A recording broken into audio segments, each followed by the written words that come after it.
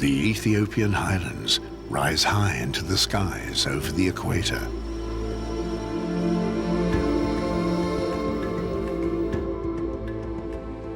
Many rare animals are found only here, in the cradle of mankind.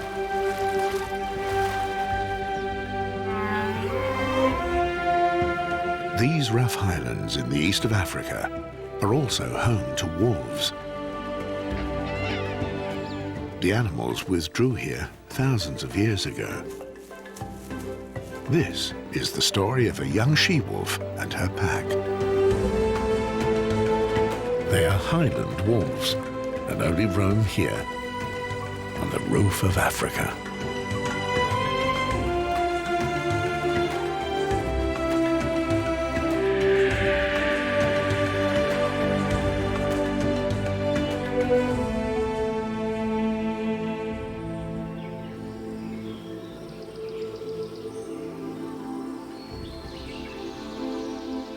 Up to a height of 3,000 meters, jungle surrounds the edges of the Ethiopian highlands. During the rainy season, fog pervades the treetops. The air is saturated with steam. Plants, similar to our heather, grow meters high.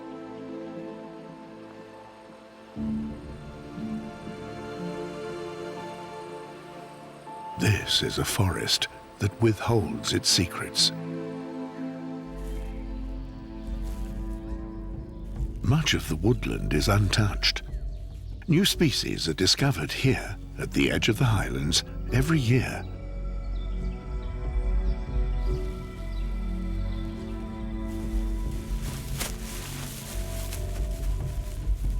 It was only recently discovered that lions have made this jungle their home.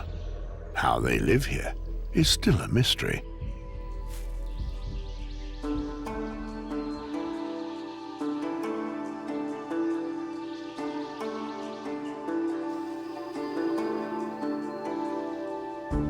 The fog dissipates where the open highlands begin.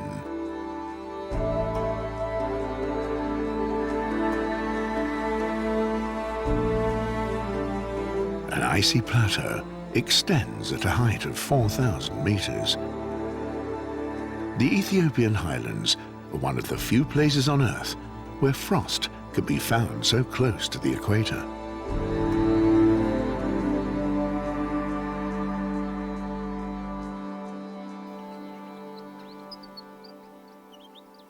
Rolled up snugly against the cold, a wolf lies in the grass. Let's call her Megiti. Distant barking from the neighboring valley has woken her. But first, the sub-zero temperatures of the night need to rise somewhat.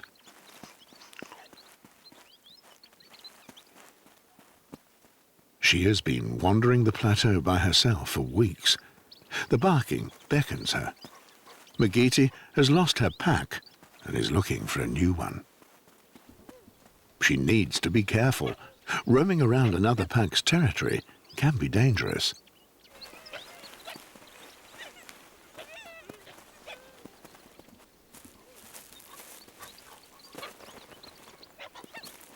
The morning greeting ritual is enjoyed by the entire pack.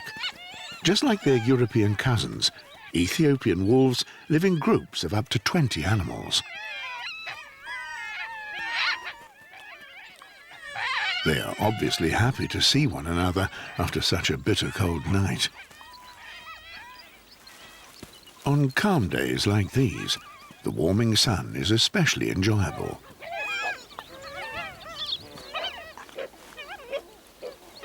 Only members of the family clan are allowed to join in the ritual. It strengthens the bond between the pack and affirms its hierarchy. An outsider wolf would not be accepted.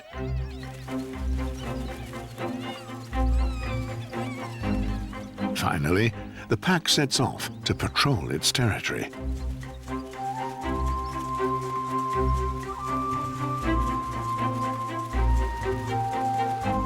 The animals monitor the border of a 13 square kilometre area, securing the best hunting grounds.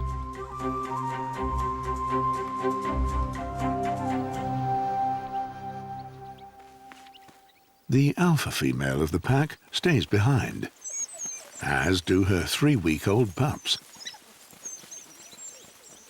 The little ones spent the night alone in the den.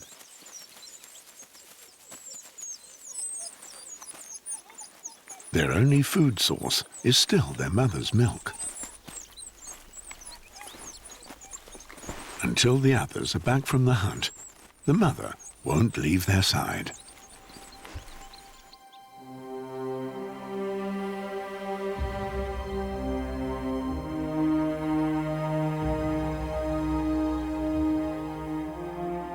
The Ethiopian highlands are divided into 2 sections by the Great Rift Valley.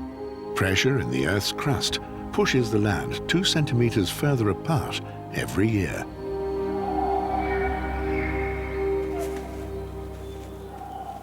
It is this rift that was once the cradle of mankind and is home to diverse flora and fauna.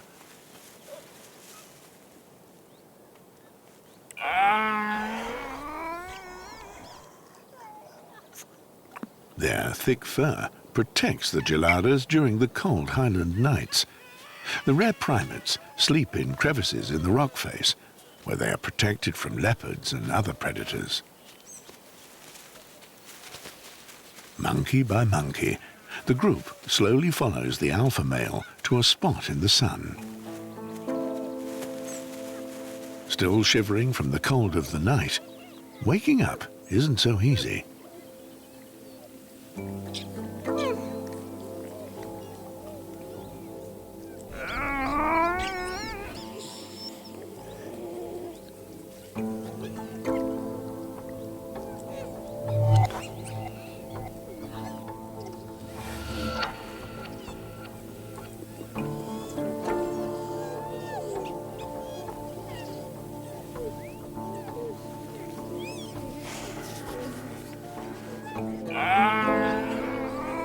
Now, all of the geladas have come together on the plateau. As usual, it's the smallest that can't keep still for long. Geladas are not scared of water. After all, for several months of the year, it rains every day.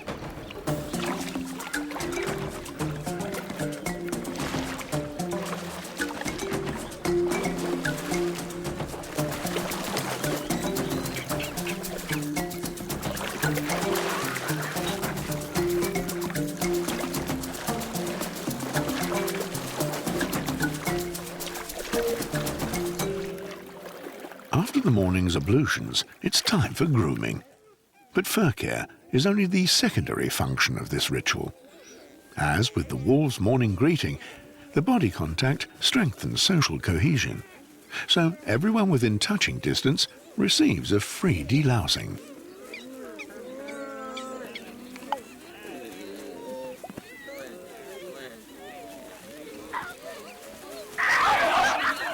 It's also a chance for the alpha male to stifle any competition. Usually, just a few threatening gestures are needed. The animal's terrifying dentures are thankfully rarely put to the test.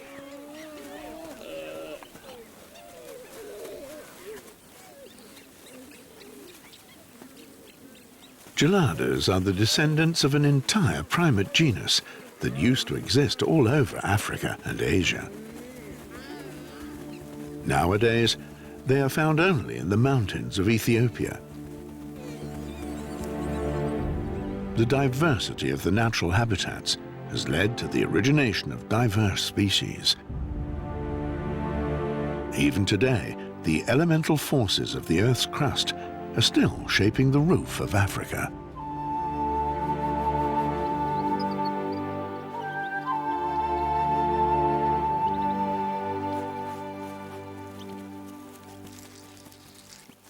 The wolves are spreading their scent marks. Invisible lines traverse the plain. Territory markers. They are respected by the wolves of a region and refreshed regularly. When things are quiet, the pack splits up and each wolf goes its own way for the day.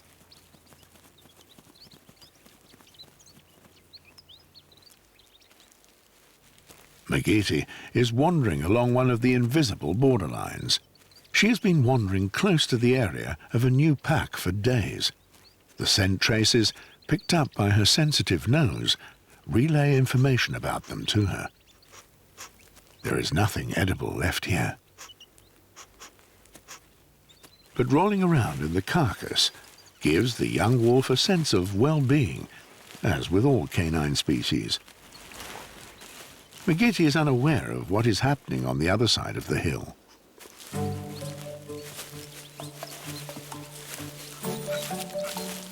The pups of the alpha female are busy playing games. She's not expecting there to be any strange wolves nearby.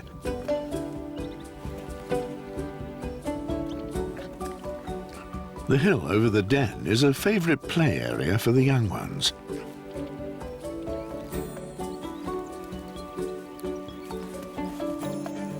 Whoever plays here has the best lookout position.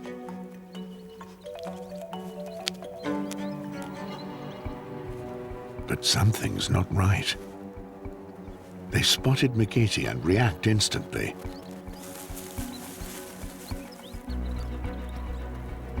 Their mother has also caught her scent.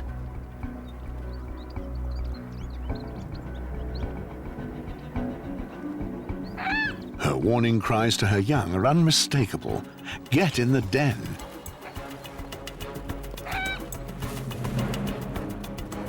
The female does not hesitate and runs towards the intruder. Loudly, she calls for the rest of the pack.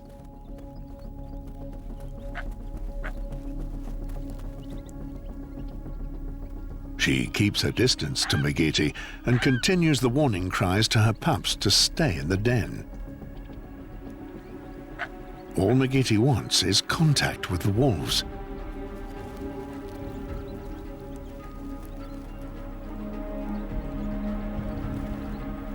But for the mother, her intrusion is unacceptable.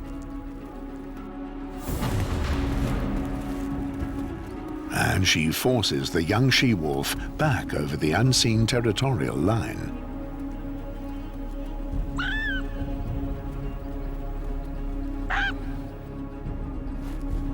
Megeti dares a last attempt.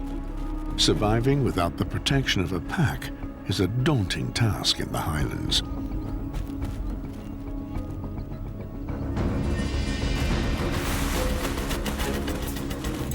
But this time, the mother stays in pursuit until the intruder is dispelled from the territory.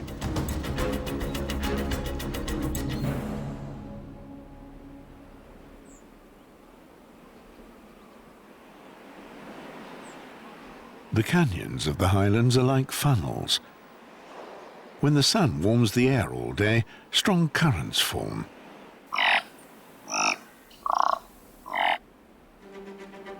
Perfect conditions for the aerial games of the thick-billed raven. A piece of wood is all that is needed to show off an extravagant flying maneuver for the partner.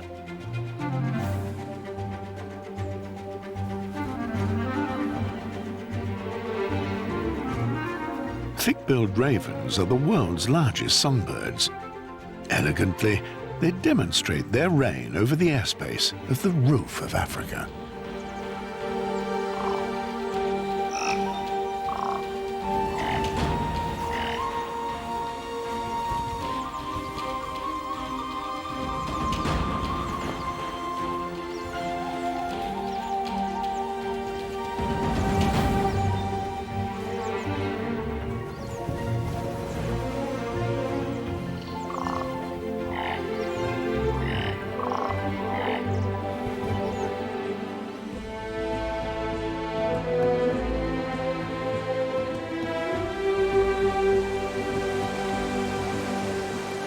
The springs in the highlands are the source of countless rivers, the drinking water supply for millions of people living in the Horn of Africa.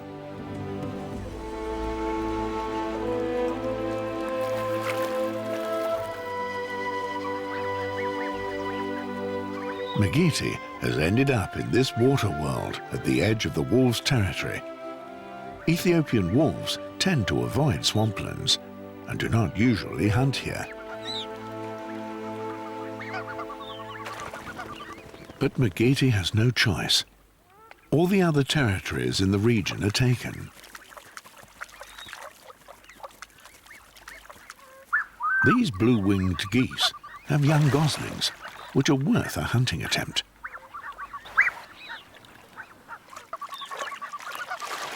But the wolves' hunting prowess leaves much to be desired, and the youngsters dive for safety.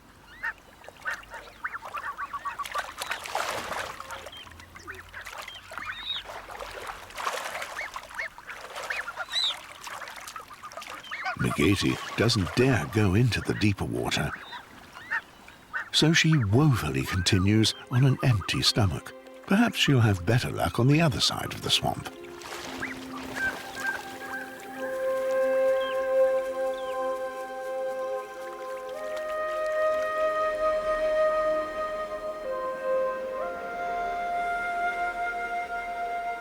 But even the territory beyond the springs is also taken. Ethiopia is one of the most densely populated countries in Africa. Nomadic cattle herders press into the protected lands. Almost 100 million people living on a surface area of some 1 million square kilometers. Despite the rough climate, the meadows are well suited as grazing land. Where there are people, there is always something to scavenge.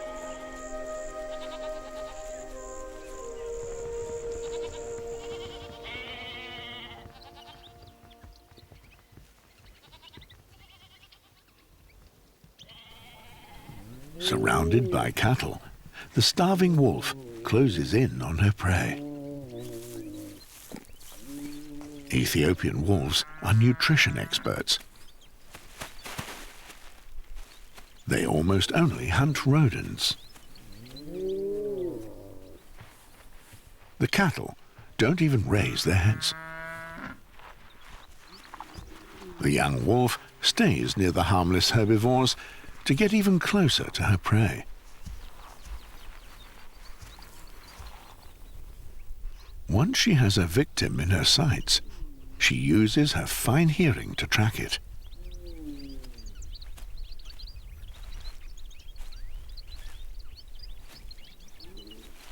The digging causes panic and forces the small creature to the exit.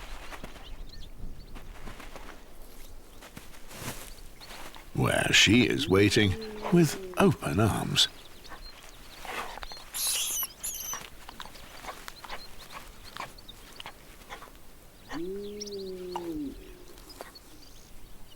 But the grass rat is little more than a snack and won't satisfy her for long. Not far away, her chances of success are higher.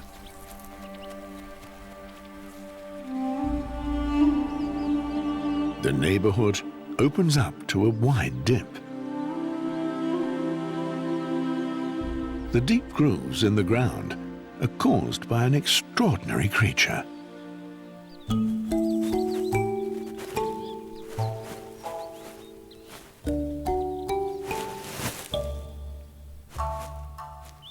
The giant mole rat.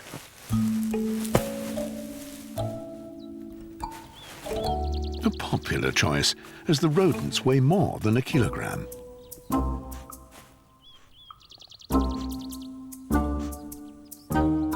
A mole rat spends its entire life burrowing beneath the surface.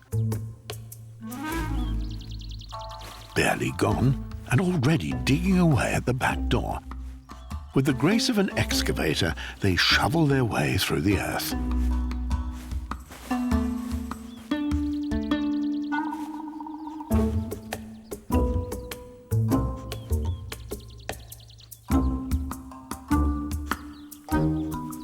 What was that? Just the neighbours again. Giant mole rats are sociable creatures, yet no one quite knows what they get up to underground. They can only be found in the Ethiopian highlands. They eat anything green they can get their paws on. When the coast is clear, they even grab a few bites outside of their burrow.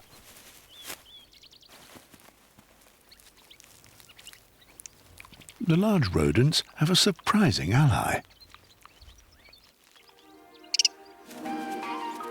The moorland chat.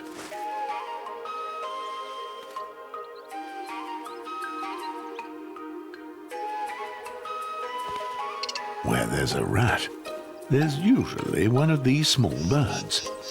The rodents have come to rely on the birds as reliable lookouts.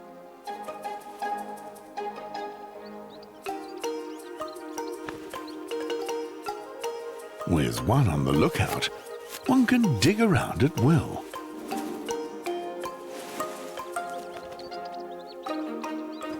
Which is exactly what the moorland chat wants. The beetle larvae hidden underground would be out of reach without the help of the rodent. 2 or 3 of these protein parcels are enough to fill the stomach for the day.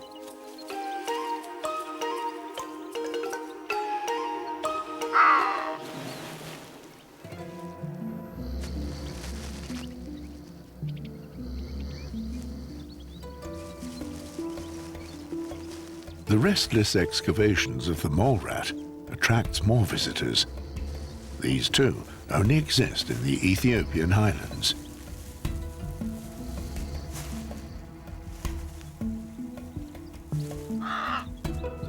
The wattled ibis.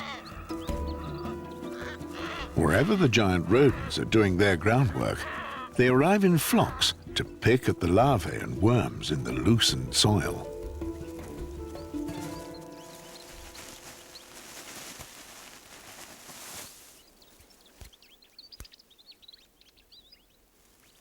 The giant mole rats only rummage around the surface for about an hour a day. Enough time to not just secure food for themselves, but also for their manifold feathered guests.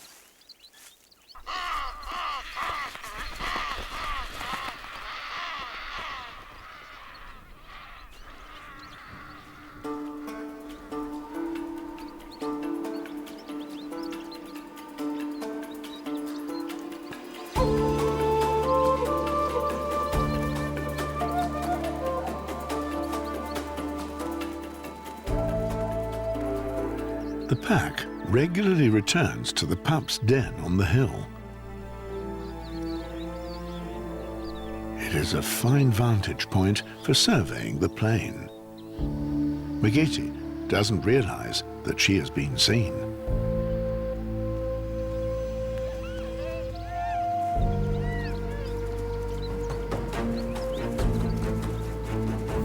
Yet today, something is different. The young wolf is undecided. The other wolves approach, and she waits.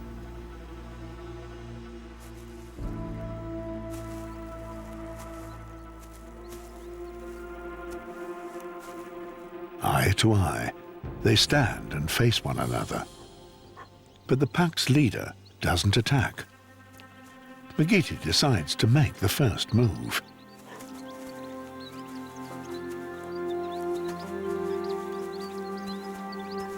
The ban has been broken.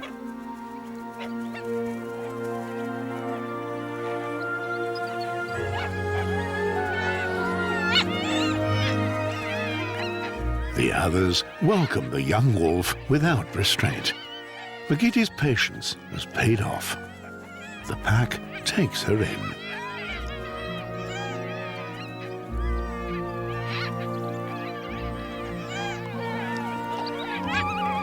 Now they will go on patrols together. The rich hunting ground of the pack extends into the vast plain before them. Megete is keen to take advantage of it.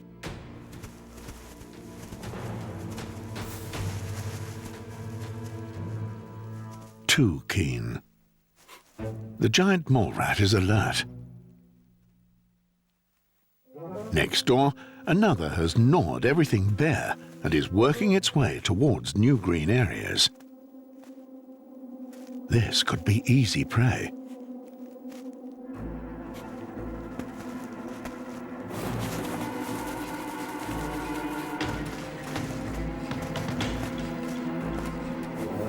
But the warren has several exits.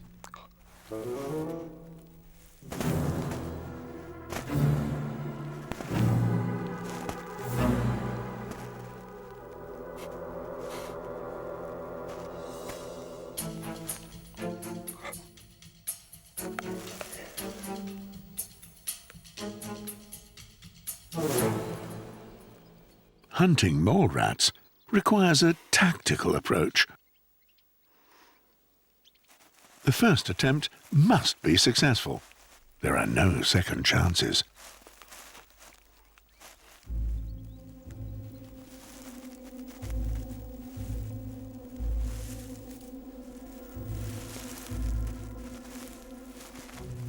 Like a cat, the wolf creeps in until she is within a leap of her prey. The rodents sense the slightest vibrations in the ground. The closer she is to her goal, the smaller the huntress makes herself.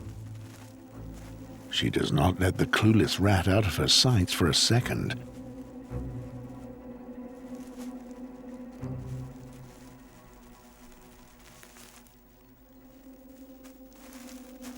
If it looks up,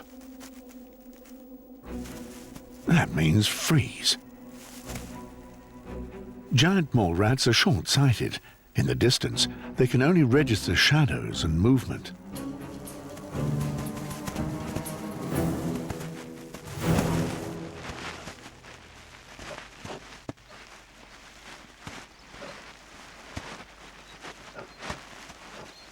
The rodent blocks the cave entrance, fiercely defending itself.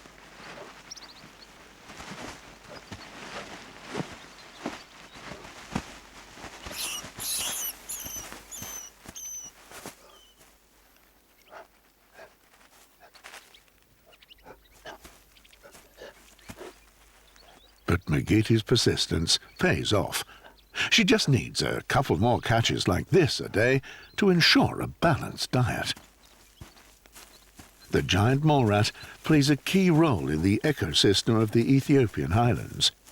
The wolves would not survive here without them.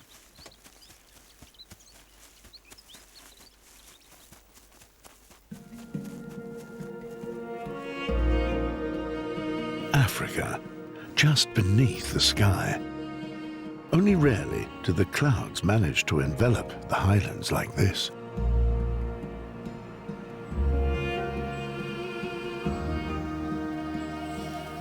Just underneath, where the sea of clouds meet the land, unique forests of fog emerge.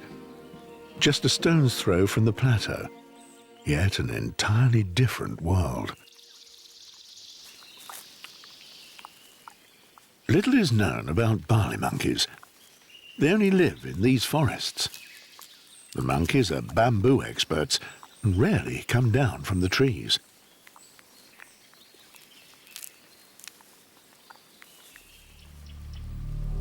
The animals are being keenly observed.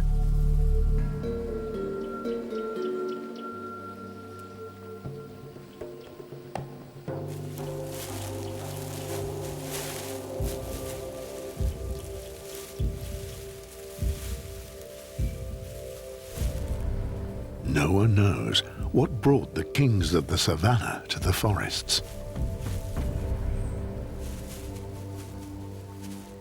Jungle lions have never been filmed before. Are these vervets really their prey? There is no research data on the hunting behavior or way of life of the lions that live here, a species that one usually knows so much about.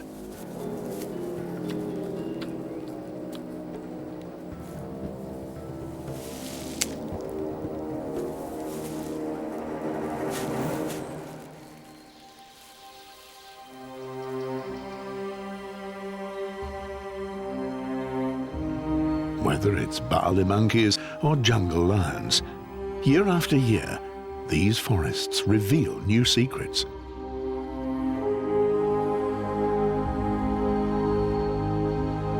In the north of Ethiopia, giant heather trees cover the high plateau. The light vegetation allows much space for expansive meadows, the grazing ground of the geladas.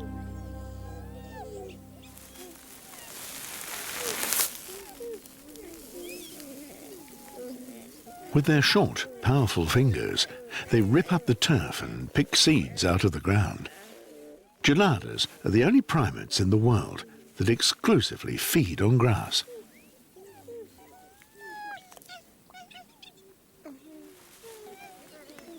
This grass ripping is a trained skill, but practicing it quickly becomes boring.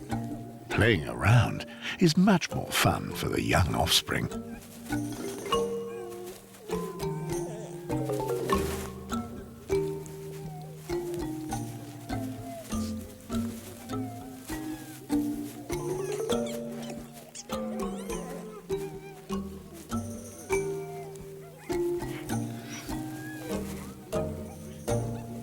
The thin green blades only offer a meagre calorie intake, forcing the geladas to eat for up to 10 hours a day.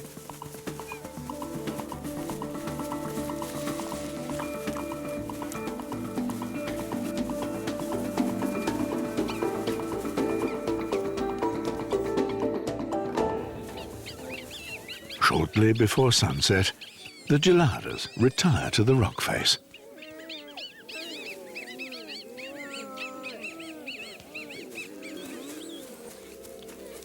Whilst the grown-ups enjoy the last warming rays of the sun, the little ones show no interest whatsoever in going to bed.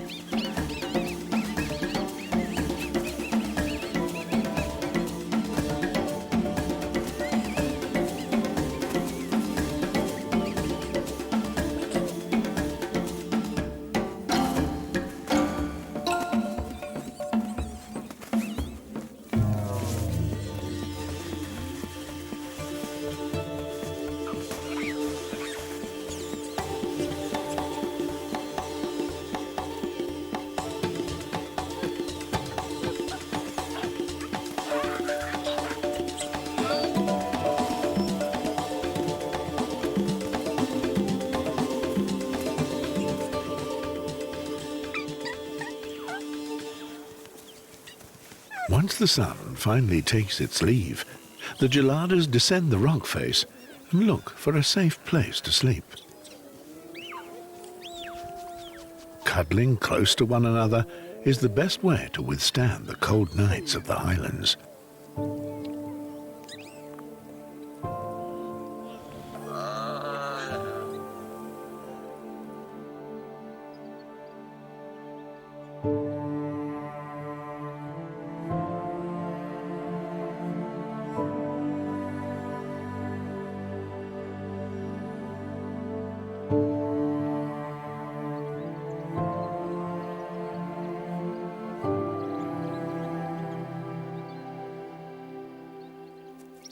Slowly, the sun regains its strength again and begins to warm the frozen ground.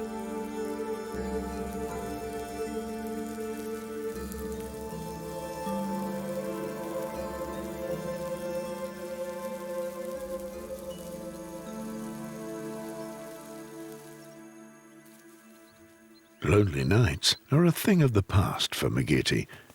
Now she needs to find her place in the pack. As usual, the young are the first to wake up and fill the time with climbing exercises.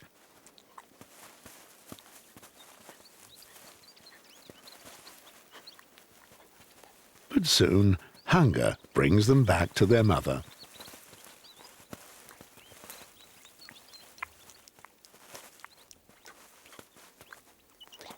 The pups have built up trust to Megitty, and even though she has nothing to offer them, she puts up with their small, sharp teeth anyway.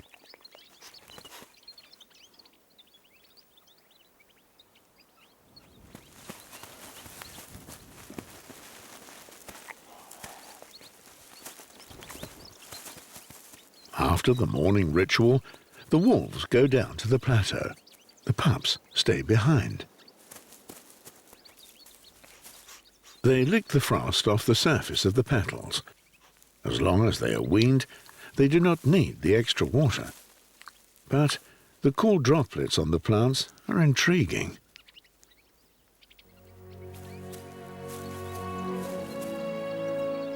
Today, Megiti stays with the pups. The young female looks after them as a matter of course, and they make sure they get up to all the trouble that young animals love doing.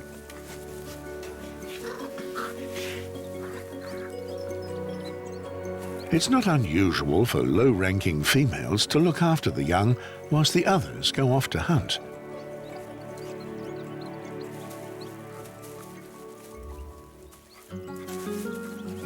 Never before has the pup seen a mole rat, but it already practices like a grown wolf.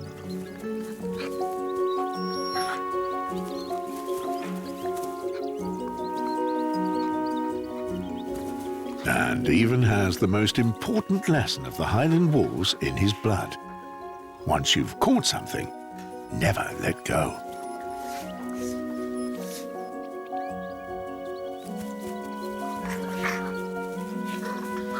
And if need be, fight for it and get it back.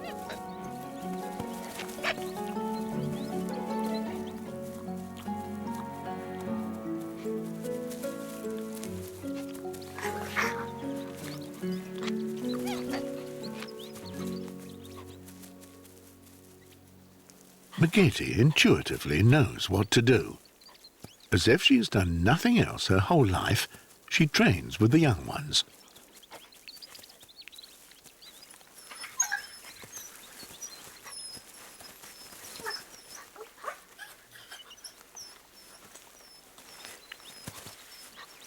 This training also serves the purpose of making Megiti more experienced with the wild pups.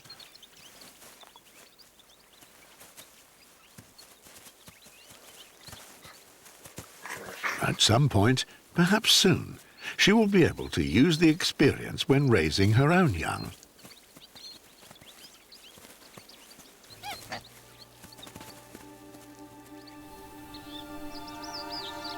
The rainy season is closing in. Like beacons of fire, the torch lilies stretch upwards to the sky. Their flowery, often metre-tall heads will soon fill entire valleys.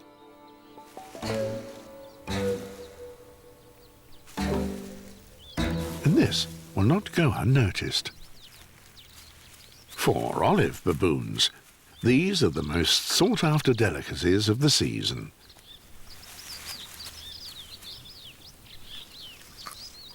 They inspect every petal and suck out the sweet nectar.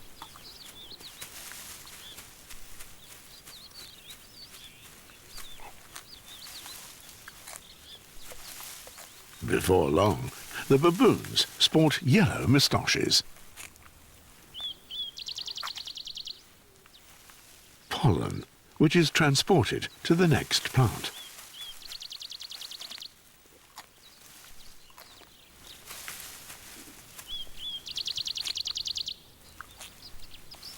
No one partaking in the sweet petals can escape the dust of the lilies. Elegantly, the sunbirds carry out their work. They form their tongue to a tube, through which they can suck the sugary nectar deep from inside the petals. The baboons have a more rustic approach. It's a miracle that the flexible flower heads don't snap off.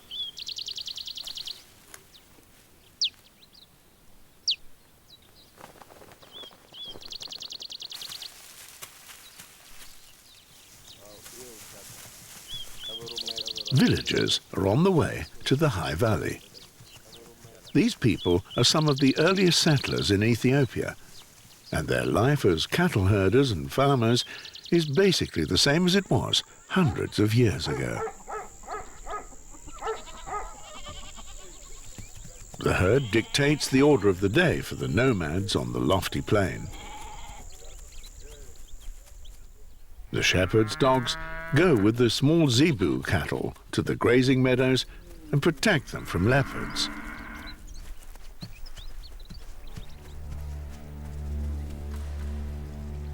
There are many dogs. The search for food increasingly drives them into the wolves' territory.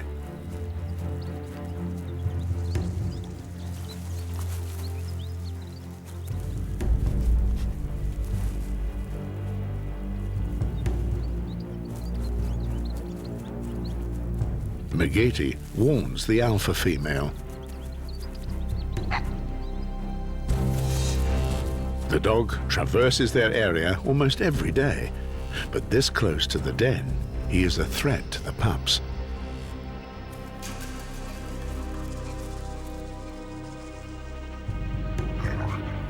Together, they confront the intruder.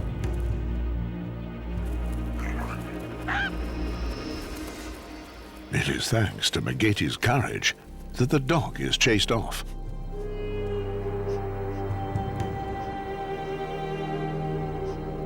But Megeti goes a step further. Again and again, she rolls around in the dog's feces.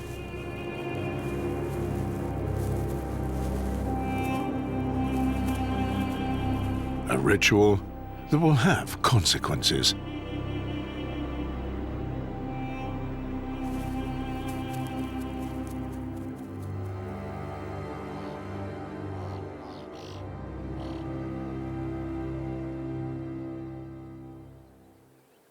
For the thick-billed raven, cattle herds are always of interest. Whether in flight or on a perch, they keep a close eye on the valley and its plains.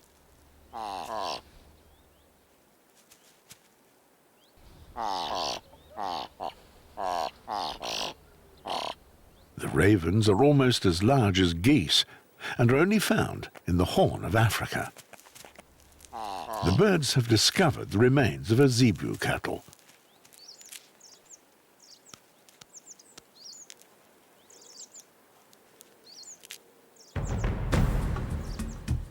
But the ravens are dwarfed by the bearded vulture.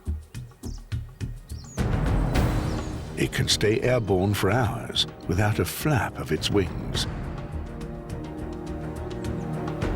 For the birds, the canyons and their air currents are an ideal habitat.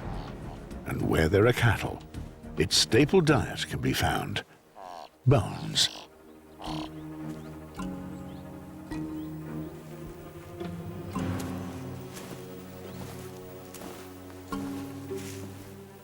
With almost no persuasion, even the last raven gives up its find.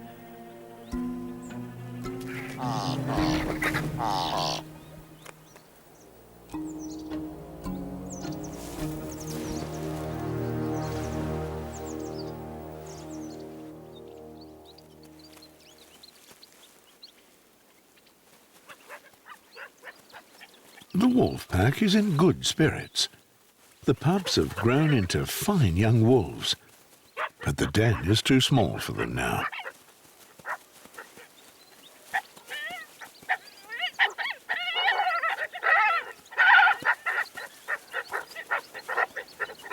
They're getting harder to control and venture further and further out onto the plains.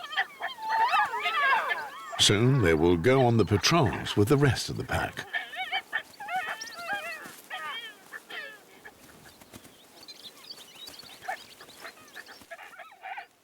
Today, Megeti doesn't join in any battles of strength with the young wolves. She is restless and hesitant. Something drives her off, away from the pack.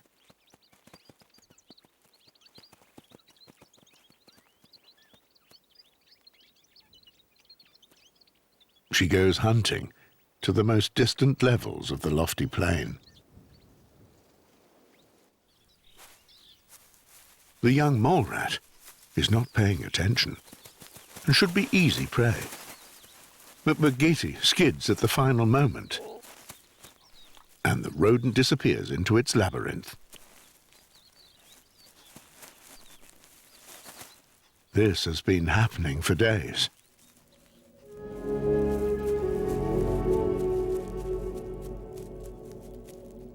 The wolf can no longer coordinate her behavior. Her muscles contract and twitch permanently, and her usually steady gait gives way to trembling.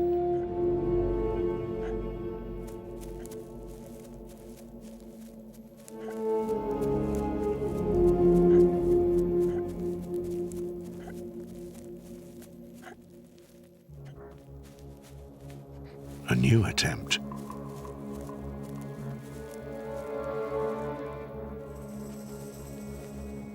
This time, the mole rat is only a leap away.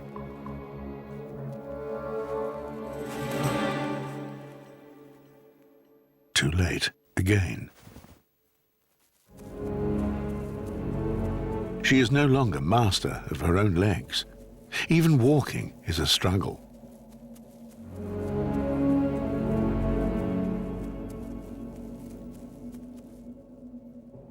It is as though an alien force has taken over her body.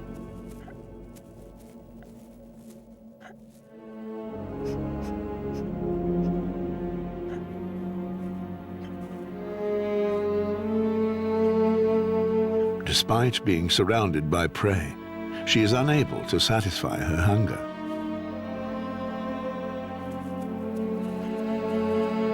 Megete is getting weaker by the hour. She is very ill.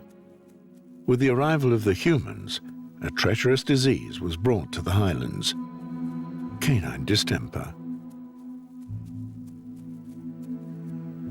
The virus is what rendered Megete an orphan. It annihilated her entire pack. It was a miracle that she even survived.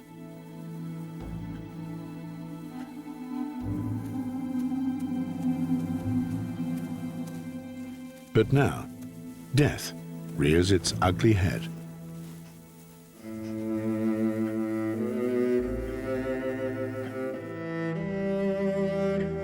She was probably infected by rolling in the dog feces. Highland wolves are at the mercy of the disease. Once they are infected, the virus easily takes hold of the animal.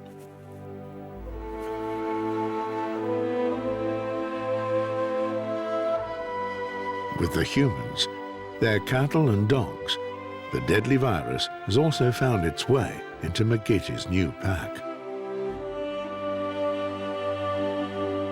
Megete had no predators to fear. No one was hunting her. No one had shot her prey or destroyed her habitat. Yet still, she has not survived.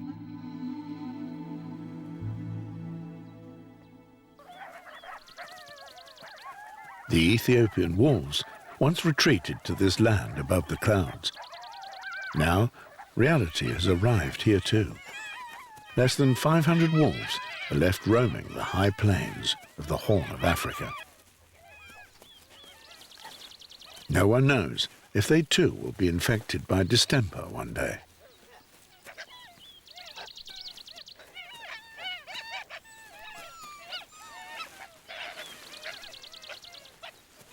There is no survival guarantee for these wolves.